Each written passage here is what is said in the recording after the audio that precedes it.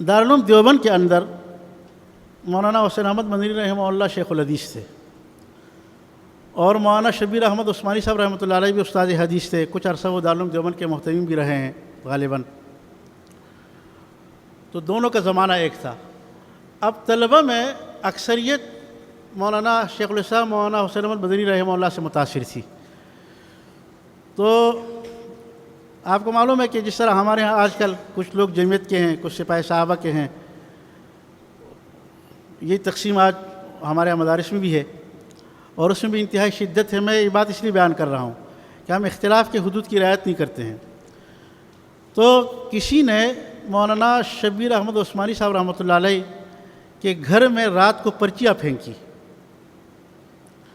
جس میں مولانا شبیر احمد عثمانی صاحب رحمۃ اللہ علیہ کے لیے نامناسب الفاظ تھے۔ انگریزوں کا ایجنٹ کہنا یہ بڑا لگا دیتے ہم مخالف پر ایک الزام کہ فلاں شخص جو ہے اگر آپ کی رائے کے موافق نہیں ہے تو وہ سارے کہہ دیتے کہ فلاں کا ایجنٹ ہے۔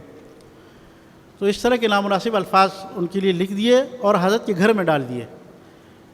تو مولانا شبیر احمد عثمانی صاحب رحمۃ اللہ علیہ، یہ ظاہر بات ہے مولانا شبیر احمد عثمانی صاحب رحمۃ اللہ علیہ کا اپنا ایک مقام تھا۔ حضرت مدنی رحمہ اللہ کو پتہ چل گیا۔ حضرت مدنی رحمہ اللہ نے دارالعلوم دیوبند کے طلبہ کو جمع کیا صبح، اور جمع کرنے کے بعد حضرت نے مختصر سا بیان کیا۔ اس بیان کے شروع میں مولانا شبیر احمد عثمانی صاحب رحمۃ اللہ علیہ کا منصب اور مقام بتلایا کہ وہ کس درجے کے عالم ہے، اور اس کے بعد کہا کہ جن طلبہ نے ان کے گھر میں جا کے ان کی گستاخی کی ہے یا ان کے گھر میں گستاخانہ پرچے پھینکے ہیں، میں اور تو کچھ نہیں کر سکتا، میں تہجد کے وقت اٹھ کر ان طلبہ کے لیے بد دعا کروں گا۔